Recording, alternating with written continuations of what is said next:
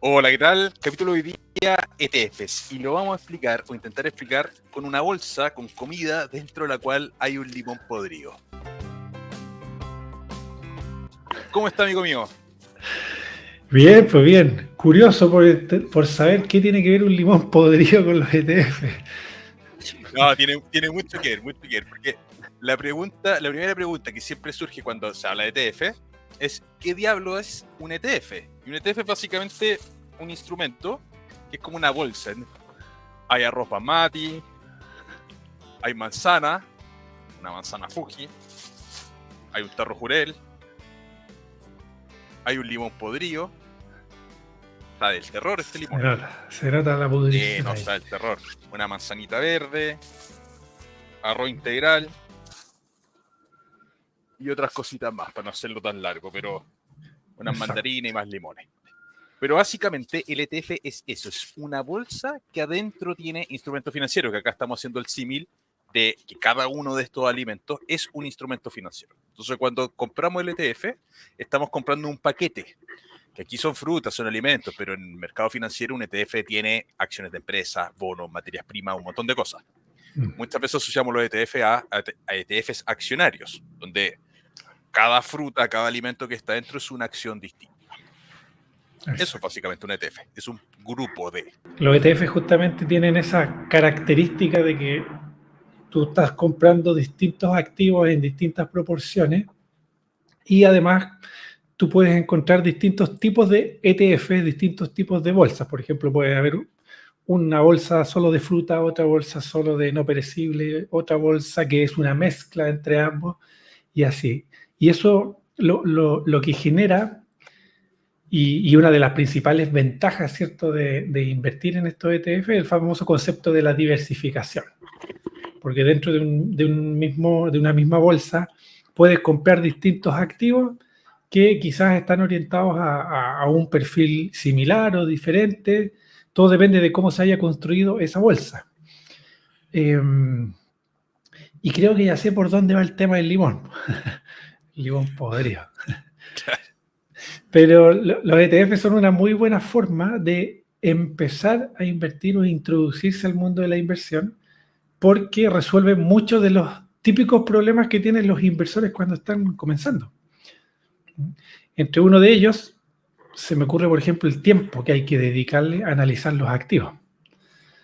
El ETF tiene esa gran ventaja de que no requiere tanto tiempo de análisis, porque hay que ver ciertas cosas particulares y luego yo diría que el tiempo se dedica más en encontrar cuál es el ETF adecuado en función a todas las cosas que yo quiera obtener, porque tenemos creo que eran más de 10.000 ETFs disponibles, porque tú le cambiáis una fruta a la bolsa y ya es otra bolsa totalmente distinta. Claro, claro.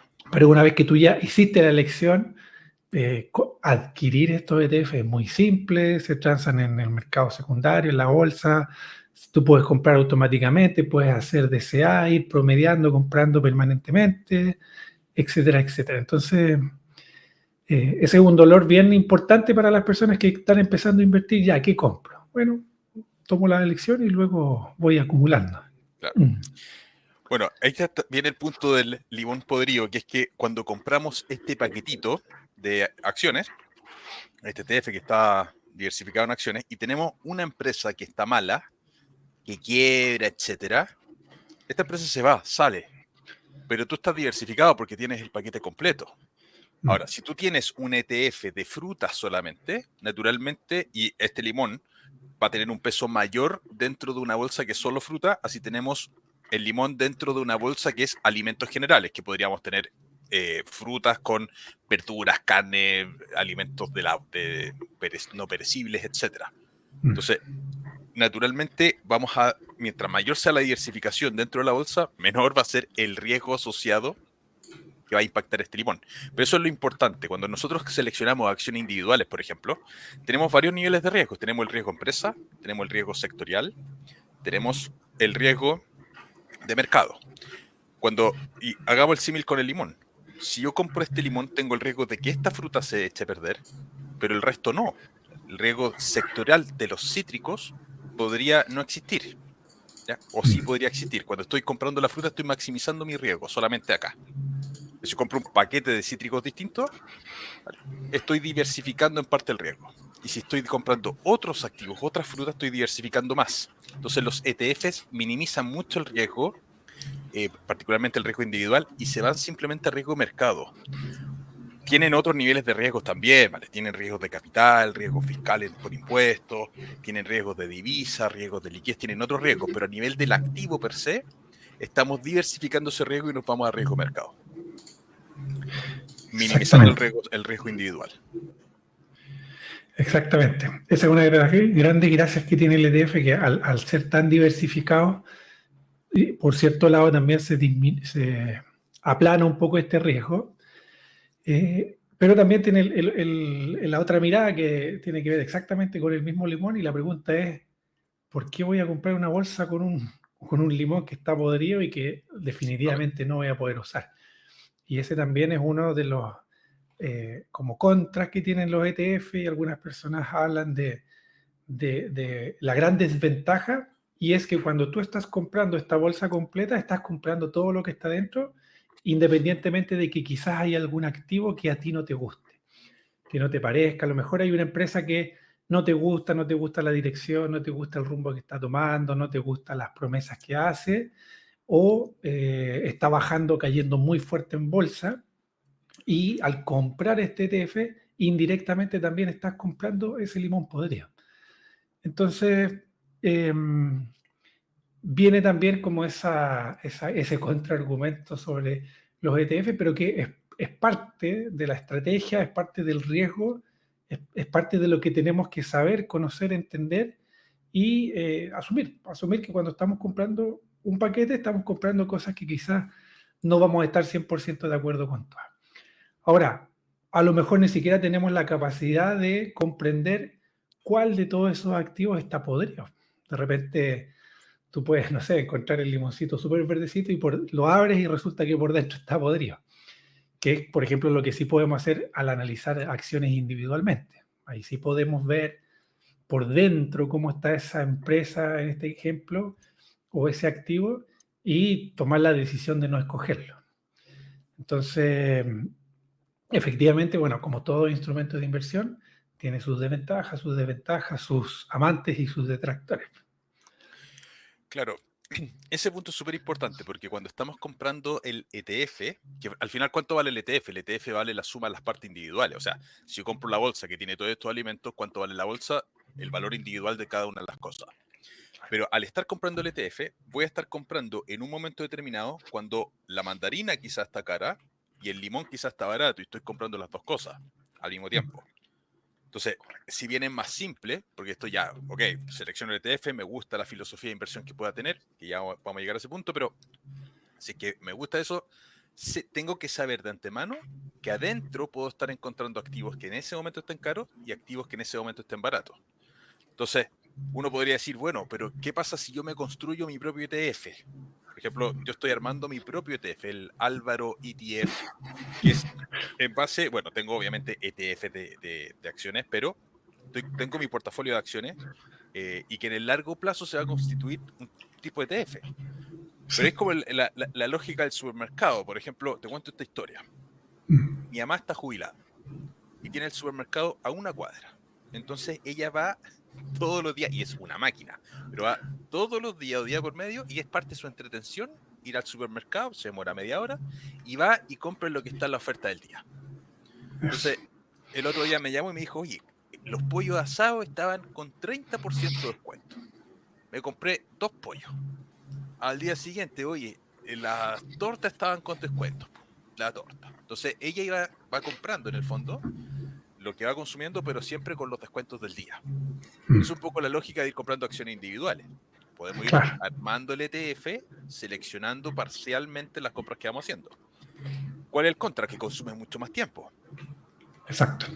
¿Vale? O sea, ir todos los días al supermercado va a consumir mucho más tiempo que como lo hago yo, que voy y hago la compra de la semana. Y miro la lista, y bueno, mi señora hace la lista, compro lo que está en la lista independiente del precio. Exactamente. Entonces, a veces estoy comprando cosas que están más caras y a veces estoy comprando cosas más baratas. Es un poco el símil que podríamos ver en la bolsa, que podemos, en acciones individuales, que vamos nosotros comprando individualmente las partes. Exacto. Me acordé también ahora que mencionaste a las madres, bueno, mi suegra también, ella tiene el hábito de ir también a las ferias y me acordé también de esto porque a ella, y quizás aquí muchos se ven reflejados, es de las personas que les gusta escoger su fruta, ¿cierto?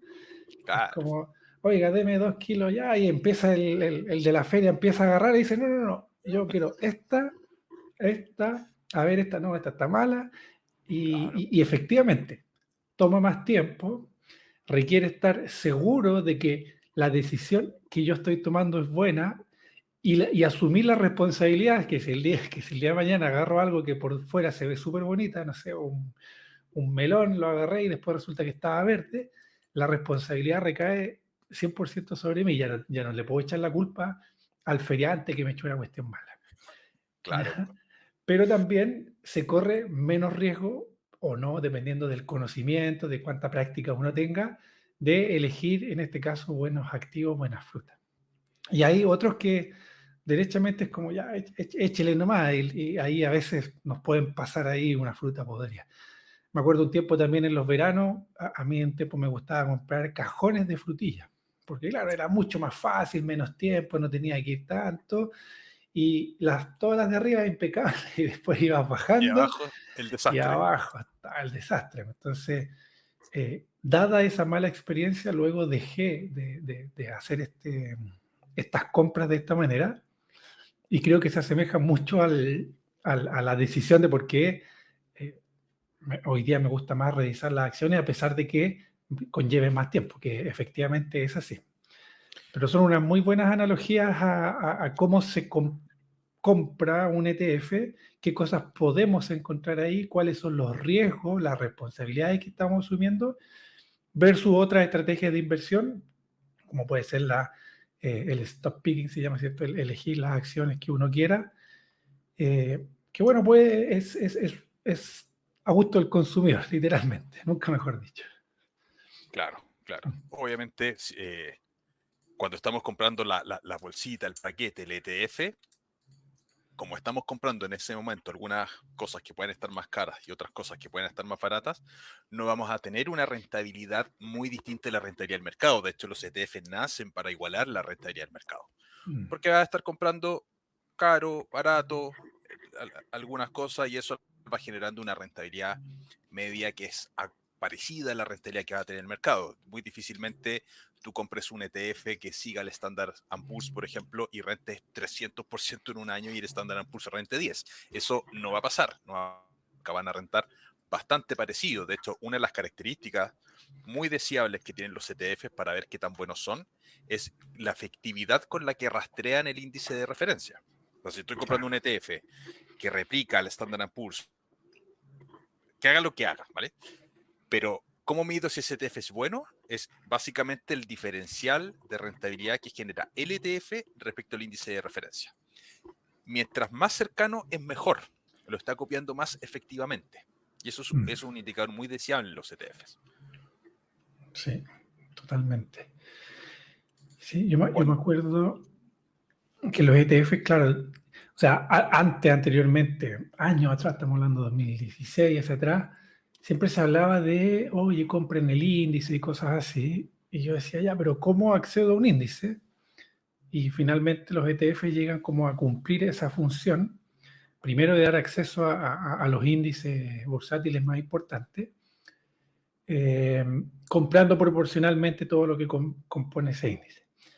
Sin embargo, hoy día veo una dificultad también y es que hoy día hay tantos ETF, porque hay ETFs de lo que tú te puedes imaginar y esa es otra característica y es una ventaja y desventaja a la vez, ¿ya? Como muchas de los temas de la inversión. Que tú puedes ir haciendo ETFs de la temática que tú prefieras. Puedes, por ejemplo, un ETF de un índice, de un país, de un sector. Puedes hacer ETFs de una tendencia, por ejemplo, energías limpias. Puedes ir con cosas que sean sustentables o no. Puedes ir con no sé, temáticos como pueden ser videojuegos, tecnológicos, microchips, entre muchas, muchas otras cosas. Y eso lo bueno que nos da es acceso a distintos rubros, áreas o puntos de interés que para nosotros puedan resultar convenientes.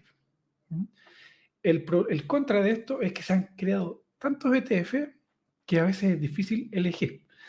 Y dada esa dificultad, como que la mayoría de las personas tiende a irse por el camino más fácil, obvio y que todo el mundo está haciendo, y ahí entramos en el famoso índice del que siempre se habla, el Standard Poor's 500.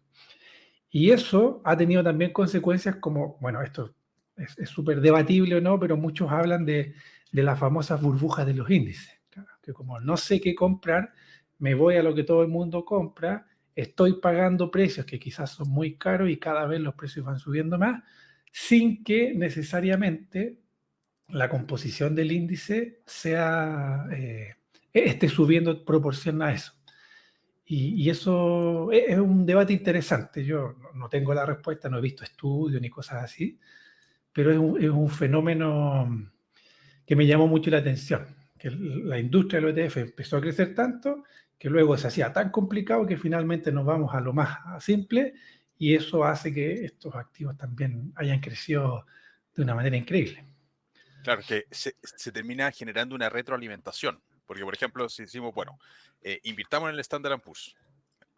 Cuando nosotros invertimos en el Standard Poor's, vamos a comprar todo lo que está dentro del Standard Poor's, pero hay un orden, no hay una división heurística. Para quien no sepa, el Standard Poor's son un índice que sigue más o menos el precio de las 500 empresas más grandes de Estados Unidos, pero no lo sigue heurísticamente. No es el precio de las 500 acciones de Dion 500 y que todas pesan lo mismo. No, obviamente no. Hay empresas que pesan mucho más, las más grandes. Una empresa grande va a pesar siempre mucho más que una empresa chiquitita. Entonces, el fenómeno que se empieza a generar es que al estar entrando capital en el Standard Poor's, ese capital se va a desviar en mayor proporción a las empresas que son más grandes. Y las empresas que son más grandes son las que tienen mayor market cap. El market cap es el precio de la acción por la cantidad de acciones en circulación. Entonces, si estoy desviando más dinero a estas acciones que son más grandes, hay un aumento en la demanda, por ley de oferta y demanda, tienden a subir los precios de esas que son más grandes y en consecuencia sube el precio del ETF. En consecuencia uno dice, oye, mira, esto está rentando bien, vamos metiendo más dinero. Y naturalmente empiezas a desviar cada vez más capital a estas empresas que tienen mayor market cap, y eso genera que se vayan haciendo más caras en múltiplos. Exacto. Porque si la empresa sube la velocidad de los beneficios de una manera importante, al mismo precio que a la misma velocidad, aunque está subiendo el precio de las acciones, no habría problema porque mantenemos el mismo múltiplo. Pero el problema se da cuando se empiezan a hacer más caras en múltiplos.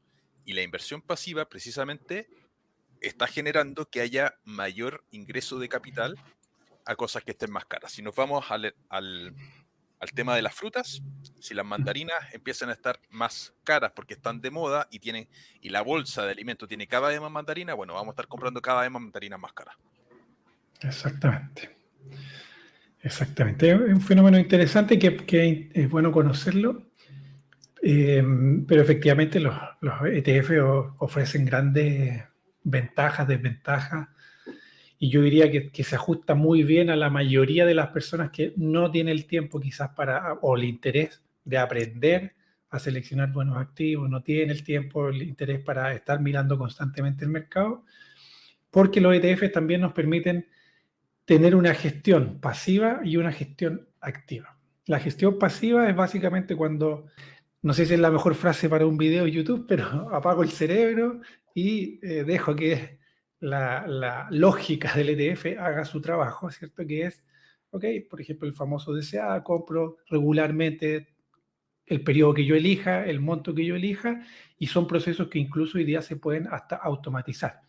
Por lo tanto, eso es, y eso se ajusta muy bien al estilo y el ritmo de vida que muchas personas tienen, y eso es espectacular, porque siempre hemos dicho que la inversión debe ajustarse al estilo de vida que uno elija, ¿ya? Y la gestión activa ya tiene que ver un poco, estar un poco más involucrado, estar estudiando. Hay ETFs, por ejemplo, que son apalancados, ETFs que son en contra, y incluso se puede hacer hasta trading con ciertos ETF. Por lo tanto, para las personas que les gusta mucho más activamente estar viendo el mercado y todo lo que eso significa, también les sirve para ello. Entonces, los ETFs, lo bueno que tienen es que al ofrecer una gran variedad, les sirve al distinto tipo de inversionista, enfocado a lo que uno quiera hacer. Así que también es una característica interesante de estos instrumentos. Sí, sí, interesante. Oye, dijiste algo que es súper importante, que me acordé justo de algo que me escribió una persona hace un tiempo atrás, dejó un comentario en un video, que decía, llevo 2, 3 años haciendo DCA, precisamente en un instrumento de la bolsa norteamericana, y veo que la rentabilidad es baja. No entiendo por qué. Y la lógica del DCA, primero definamos el DCA. El DCA es ir haciendo compras periódicas, ¿vale? El DCA siempre te va a generar una rentabilidad total de tu portafolio que tú vas a ver baja. Y la razón es muy sencilla. Cuando tú haces DCA, la compra que hiciste, imaginemos invertiste $1000 hace 2 años atrás, partiendo tu DCA. Esos $1000 que compraste hace 2 años atrás te generaron X rentabilidad a lo largo de este periodo.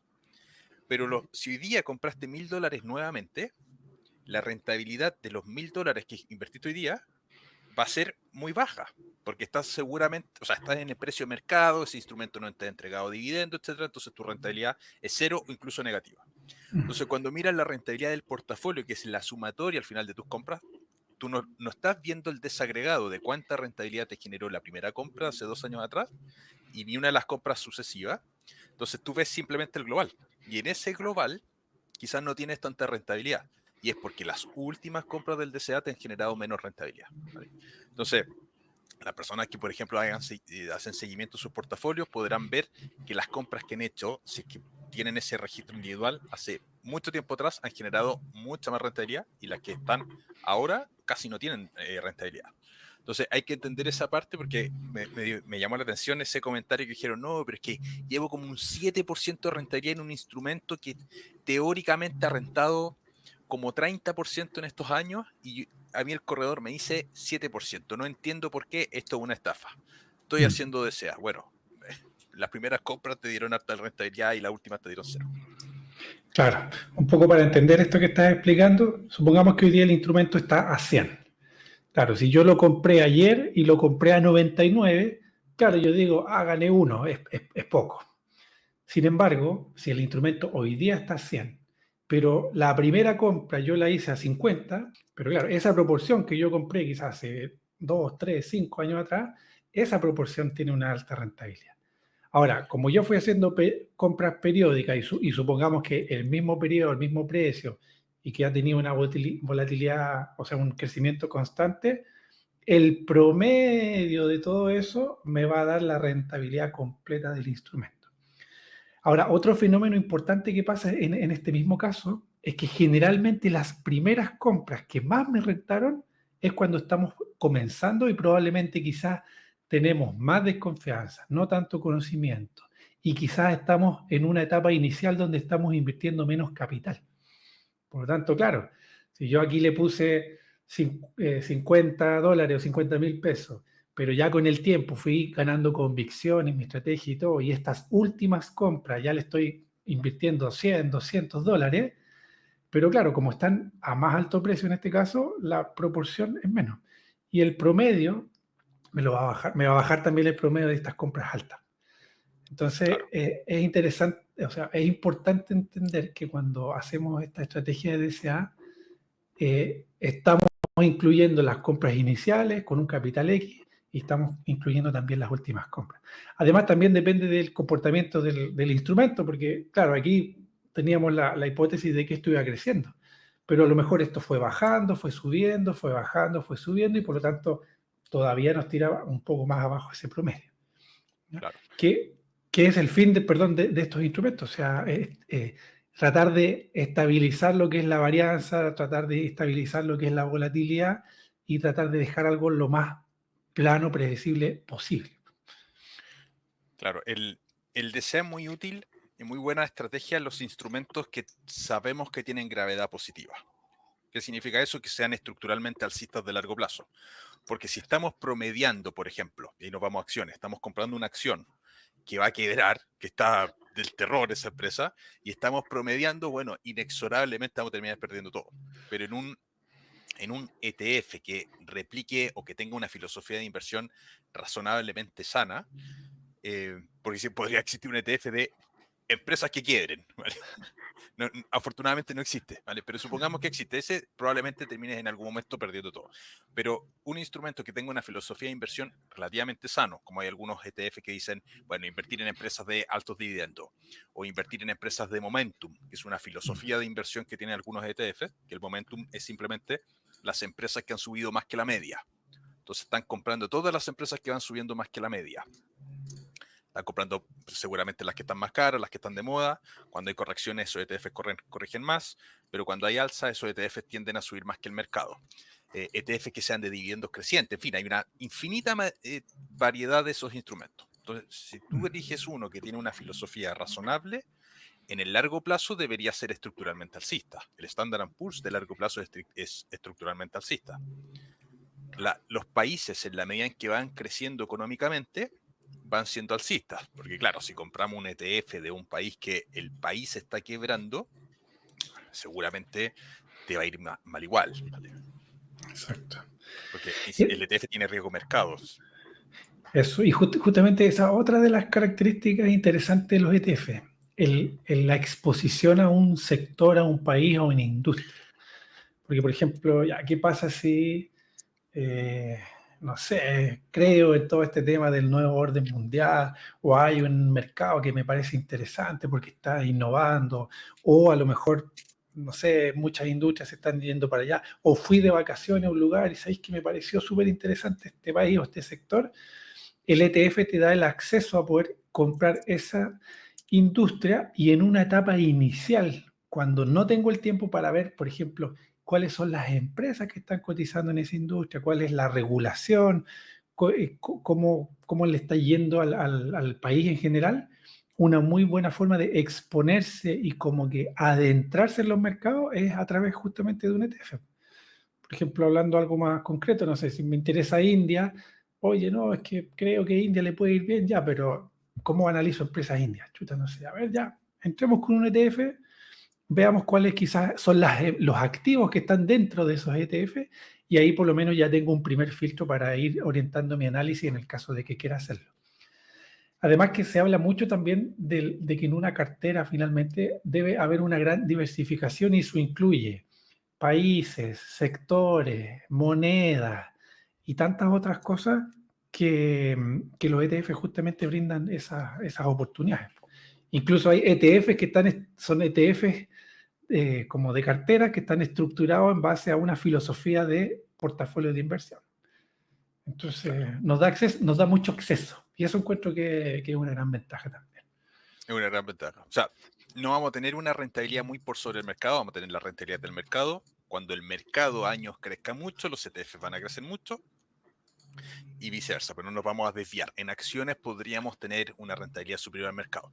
Ahora, la evidencia muestra que seleccionando acciones no necesariamente le vamos a ganar a los ETFs, no se le gana al mercado en la inmensa mayoría de los casos. Entonces, ese es uno de los argumentos que se da a la inversión en ETFs de ajustado a tiempo y ajustado a un montón de cosas. Dicen, bueno, conviene tener ETFs. Claro. Es un instrumento interesante que unas personas deberían poder considerar dentro de sus portafolios.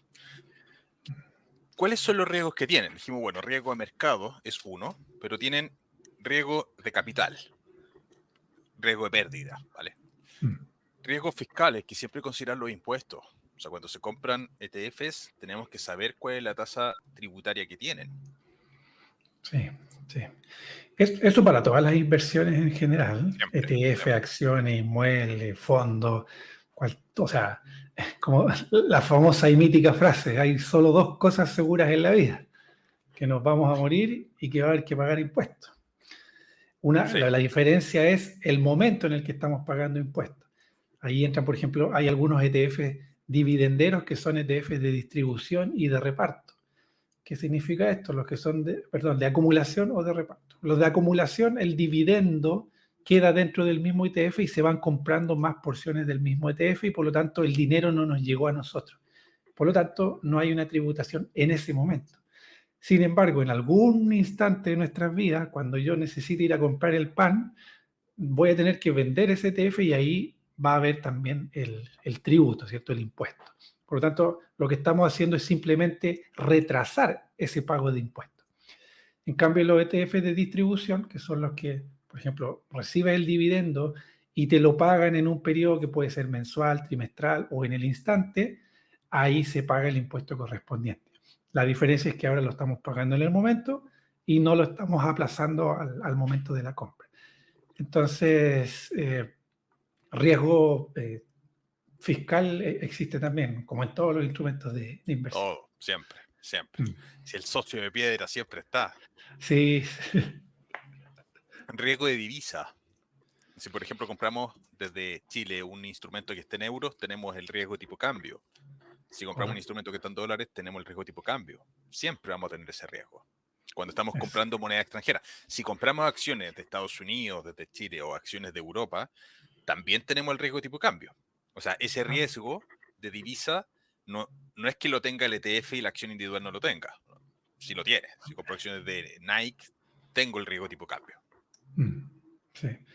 Fíjate que dice otro fenómeno interesante, que en el ETF hay algunos que tú tienes un doble riesgo de divisa. ¿Por qué? Porque imagínate que tú tienes un ETF en dólar que está comprando, por ejemplo, activos que están en yuanes.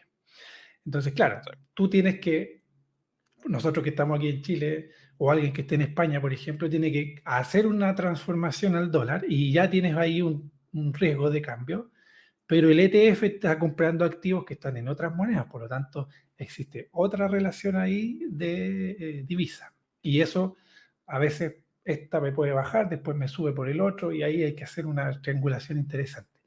Entonces también es importante entender cuál es la moneda en la que está comprando los activos el ETF y además en qué moneda estamos nosotros comprando ese ETF. Claro, claro.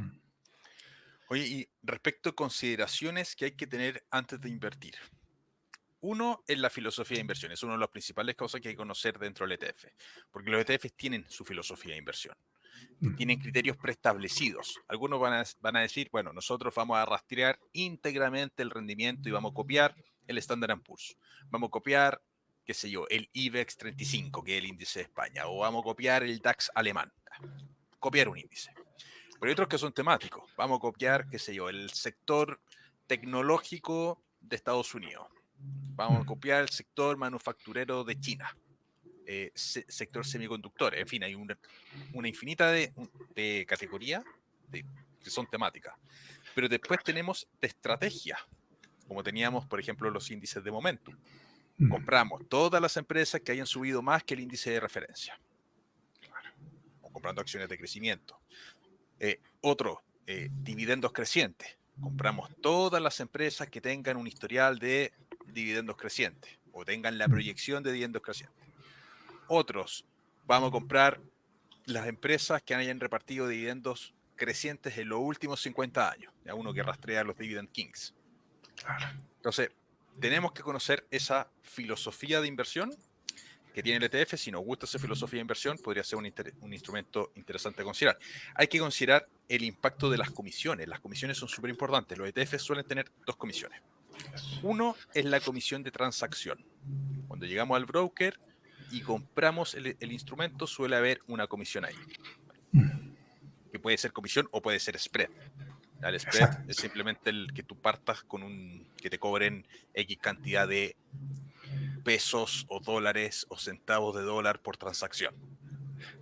O sea, si yo, por ejemplo, quiero comprar un ETF que está en dólares, tengo que convertir mi peso a dólares y ahí puede haber Ahí te compran, claro, una comisión exacta. el spread de dólar. Entonces, tener siempre en consideración esa comisión que va en la compra y en la venta. Pero también está la comisión de mantención, porque el broker no empaqueta el ETF. El broker simplemente, o el banco, o la corredora de bolsa, es simplemente un lugar donde se compran estos instrumentos, pero son otras empresas las que lo empaquetan. Por ejemplo, BlackRock o Vanguard, o hay varias que empaquetan ETF. Bueno, si yo compro un ETF a través de mi banco y ese ETF lo empaqueta BlackRock, esa comisión de compra yo se la pago a mi banco. Pero ¿qué es lo que gana BlackRock? BlackRock gana la comisión de mantención. Entonces Exacto. tenemos que tener súper claro cuánto es la comisión de mantención. Exactamente. Y ahí es importante porque la comisión, dependiendo del ETF, del instrumento, o siempre se hace la comparativa con los fondos, puede ser significativa. Hay algunos que van desde el 0,03 al 0,5, al 1, al 5%, y todo eso va a depender obviamente de la filosofía, la estrategia del instrumento. De repente, hoy será lo mismo quizás pagar un 3% de comisión si el ETF me está dando un 15% versus pagar un 0% de comisión si el instrumento me está dando un 5%. Chuta. Entonces también hay que evaluar la comisión en función al rendimiento esperado que vamos a tener de ese ETF. Eso Claro. en realidad las comisiones Sí, a es priori, una de las mientras más grandes baja, características. ¿Sí? claro. A priori, mientras más baja sea la comisión, mejor. Claro, a priori sí. Y la comisión también va a depender de qué tan líquidos sean. O sea, si tenemos mercados que son poco líquidos, seguramente las comisiones sean mayores. Pero bueno, en Eso. fin. También evaluar el rendimiento del ETF. ¿Qué significa el rendimiento? El rendimiento no es la rentabilidad pasada, sino que es la capacidad de seguir al índice o a la filosofía que está siguiendo. Cada filosofía tiene su propio índice de referencia. Por ejemplo, si invertimos en dividendos crecientes, en un ETF que invierte en dividendos crecientes, bueno, eso va a tener un cierto índice. Este ETF, ¿qué tan cercano tiene una rentabilidad con respecto a ese índice? Porque como decíamos hace un rato, si no traquea o no rastrea bien esa rentabilidad, es un mal ETF. De hecho, Exacto. se suele asociar los ETFs buenos a que tienen una rentabilidad muy cercana al índice de referencia. De hecho, las páginas te muestran, por ejemplo, BlackRock te muestra el rendimiento del índice y el rendimiento del ETF. Te muestran las dos cosas. Entonces ahí uno puede ver cuánto es la desviación. Mientras más Correcto. cercano, mejor. Porque al final la filosofía del ETF es quiero generar o invertir un instrumento que tenga alfa cero al final del día. El alfa es un concepto financiero que simplemente es la diferencia de rentabilidad que tiene un gestor de fondo o un inversionista respecto a un índice. Ejemplo muy sencillo. Un índice rentó 20, el gestor rentó 25, bueno, el alfa es 5%. Lo que muestra la evidencia es que muchos gestores de fondos ajustados a comisión generan alfa negativo. Entonces ahí viene el boom de la inversión en ETF, la inversión más pasiva. Oye, ¿para qué voy a buscar alfa positivo si lo más probable es que con el esfuerzo de buscar alfa positivo igual en largo plazo genere alfa negativo? Entonces Exacto. mejor voy a alfa cero, punto. Pero nunca es cero, es muy cercano a cero. ¿Vale? Además, el ETF siempre va a tener una comisión inherente. Entonces, vamos a empatar, casi empatar, pero nunca 100% igual. ¿Qué otras características mencionamos? Bueno, temas tributarios, comisiones, la volatilidad, la variación. Y bueno, seguramente hay otro por ahí, pero no es mucho más. Otra de las grandes ventajas de los ETF es que son relativamente sencillos de entender. A mí como estrategia me parecen súper, súper válidos para tener una estrategia pasiva donde quizás no tengo demasiado tiempo, estudio la filosofía, analizo los costos, elijo cuáles son los que me gustan en función a la cartera que quiero diseñar y luego ya vamos comprando, acumulando, ojalá. Y ya con eso se facilita, creo yo, el proceso. Uno de los riesgos que muy pocas veces se habla dentro de los ETFs es el riesgo de conocimiento. Porque, dicho de otra manera, cuando se hace selección de acciones, al principio uno no tiene idea cómo seleccionar acciones. Y uno va aprendiendo con el tiempo, aprendiendo a ver estado financiero, etcétera. Eso se puede estudiar y se puede relativamente aprender. Y con el tiempo vas a ser cada vez mejor. ¿Ya? El conocimiento también se empieza a componer en ese sentido. Los ETFs, como son tan sencillos y los parámetros que hay que mirar son relativamente pocos, tú no mejoras como inversionista en el largo plazo, porque te mantienen en un nivel que es muy simple, muy básico, muy basal. Entonces yo lo he escuchado a muchos inversionistas como más avesado, que muchos de ellos han pasado por el canal, dicen, bueno, el problema del ETF es que precisamente es que tú no vas a mejorar como inversionista. Entonces si empezaste hoy día, que está bien en que probablemente empezar por ETF porque están mitigando un montón de riesgo, el riesgo individual, etcétera, pero si te quedas ahí, no vas a avanzar y en 5 años más vas a hacer, tu nivel de conocimiento va a estar cercano a cuando tú empezaste. Versus que el que analiza acciones tiene un nivel de conocimiento que va avanzando más rápidamente. ese es uno de los riesgos que se da, en general no se habla mucho de los ETF. Y yo comparto esa filosofía, porque cuando tú empiezas a mirar acciones, efectivamente empiezas a ver el mundo de otra manera. Sí, sí.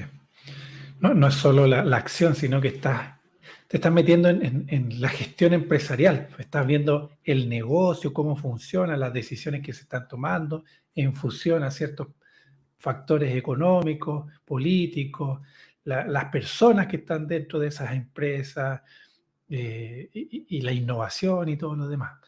Entonces, efectivamente, es bastante cierto y efectivamente algo que se habla poco. No lo había pensado.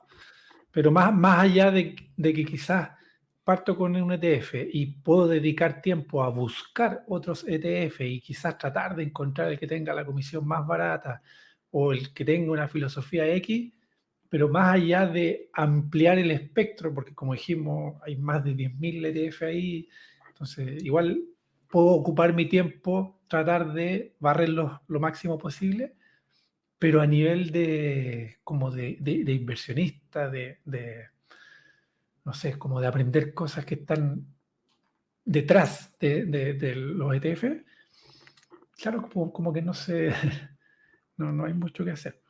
Pero insisto, esto depende de cada uno, porque el inversionista puede tomar ahí la decisión que quiera, si le interesa o no le interesa.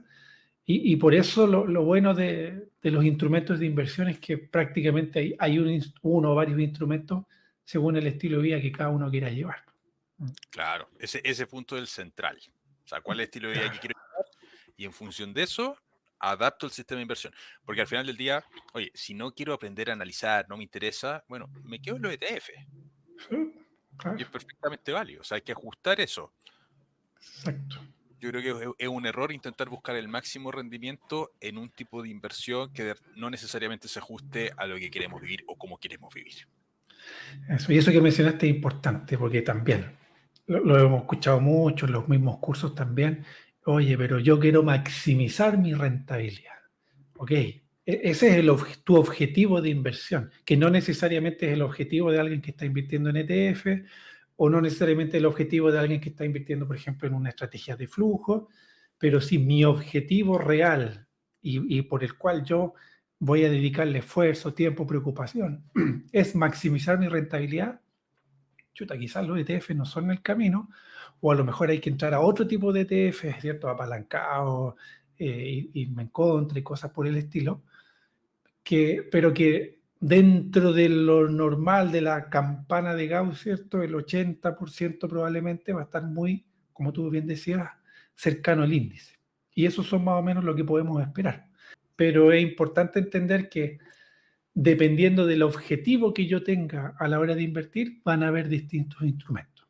Quiero vencer al mercado, van a haber algunos. Quiero acompañar al mercado, van a haber otros. Me interesa más el flujo más que el crecimiento, van a haber otros, etcétera, etcétera. Claro. Ahora, respecto a eso, mi filosofía personal respecto al dinero es que el retorno total que nosotros tenemos en la vida del dinero es obviamente el retorno pasivo que tenemos con las inversiones más el retorno activo que tenemos de nuestro trabajo.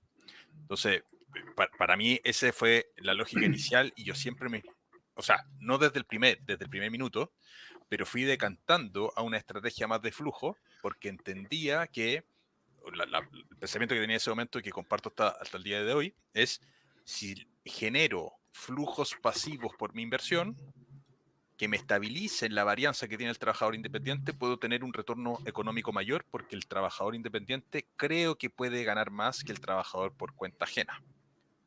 Entonces, con un riesgo mayor porque genera inestabilidad. El trabajador independiente tiene mucha inestabilidad en su flujo, pero a mayor riesgo tiene un potencial de retorno mayor, ¿vale? El que está emprendiendo, etcétera. Entonces, yo me fui a estrategias de flujo precisamente porque más allá de la libertad financiera, el sueño de vivir de las rentas, que no era el sueño inicial, era si genero un colchón financiero estable que me minimice la volatilidad del trabajo independiente, creo que voy a ser capaz de ganar mucho más dinero en el largo plazo. Por eso me Exacto. fui a una estrategia de flujo principalmente, pero Y ahí entendiendo la lógica del retorno total, retorno activo más correcto. retorno de inversiones. Oye, y ya que sacaste el tema a colación, hay estudios incluso que lo comentan y cuéntenos ustedes en los comentarios si les interesa quizás profundizar sobre este tema, porque hay un libro muy, muy interesante ahí que con varios estudios ha demostrado cómo las grandes riquezas se han hecho más bien emprendiendo a través de negocios que con estos típicos instrumentos de inversión. Y quiero retomar algo que dijiste que también encuentro que es súper importante y cae muy bien a colación, que es que, que inicialmente tú no tenías esa estrategia y que nos puede pasar a muchos que quizás cuando estamos partiendo vamos a adoptar una filosofía, una estrategia de inversión y si bien yo creo que en el largo plazo lo mejor es tratar de mantenerse en una estrategia y ser constante en esa, también puede ocurrir que en algún momento de nuestra vida, por determinadas circunstancias, ya sea por temas laborales, familiares, de salud, de tiempo, de madurez o cualquier cosa que uno quiera justificar, podemos cambiar de estrategia. Y a lo mejor yo partí con una estrategia y suponte tú que entré a un ETF, quería hacer todo en piloto automático, pero en algún momento por X razón, oye, resulta que ahora quizás tengo más tiempo, me interesó analizar acciones o leí un libro, escuché un capítulo de alguien, me llamó la atención, empecé a estudiar y resulta que ahora sí me siento mucho más capacitado para poder hacer un giro en mi estrategia y podría empezar en paralelo, poco a poco, o quizás después ir migrando los activos.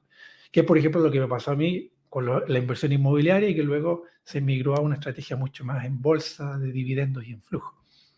¿Ya? Y eso también es parte de la vida, o sea, tenemos permitido cambiar de opinión, tenemos permitido dar un giro, lo mismo pasa con la vida laboral, profesional, la vida familiar, etcétera, etcétera. Entonces, de repente uno creo que también se pone este yugo voluntario, esta presión de decir, ya, yo empecé con esto y tengo que seguir con esto y tengo que mantenerme. Que sí, a largo plazo creo que es bueno mantenerse, definir una estrategia, eso, definir una estrategia, pero que esa estrategia puede cambiar. Y eso igual es una definición. Claro. En ese sentido, otro tema que se habla muy poco, porque siempre se habla de ya cuál es el instrumento, etcétera, pero es sumamente importante, lo hemos recalcado en muchos capítulos, el tema psicológico de la inversión y el tema de conocernos. El coaching para inversionistas es un tema súper importante porque precisamente nos va a ayudar en esta parte a descubrirnos nosotros en ese camino. Entonces, es un tema que hay que trabajar. Ese libro, el que estaba comentando Víctor, se llama Libertad Financiera de un Alemán. En los próximos capítulos tenemos pensado hablar de ese libro, que bueno, el nombre es Libertad Financiera, el nombre del autor no me acuerdo porque es un nombre en alemán, pero es buenísimo. Yo creo que es de los mejores libros que no lo he terminado, lo estoy leyendo, pero es de los mejores libros que hay porque se basa en muchos datos. Así que próximos capítulos va a estar pronto por ahí los comentarios de ese libro para que se suscriban a estos canales y puedan ver ese capítulo de adelante. Rainer Sittelman, Libertad Financiera. Que Con también Z. está, sí, yo también lo estoy leyendo, o sea, lo leí a la rápida como para hacer un barrio y ahora ya lo estoy anotando y todo porque lo encontré interesante. Porque, bueno, lo conversaremos en el episodio del libro, así que suscríbanse, déjenos en los comentarios si les interesa también. Recuerden que este programa lo hacemos entre todos, pero es un libro muy interesante, que se basa en mucho dato, mucha evidencia científica, tesis doctorales, magíster, estudios, encuestas y cosas así. Entonces, Exactamente. muy Buen libro ese. Bueno, para ir terminando, pregunta muy importante que les tengo que hacer. Que me digan en los comentarios, ¿qué se hace con este limón? ¿Se bota entero? ¿Se corta la parte mala y se bota la parte mala y deja la parte buena? ¿Qué creen ustedes? Déjenlo en los comentarios a ver qué hacemos, ¿vale? Un abrazo muy grande, cuídense mucho. Nos vemos en los próximos capítulos, que esté muy bien. Chau, chau. Chao, chao.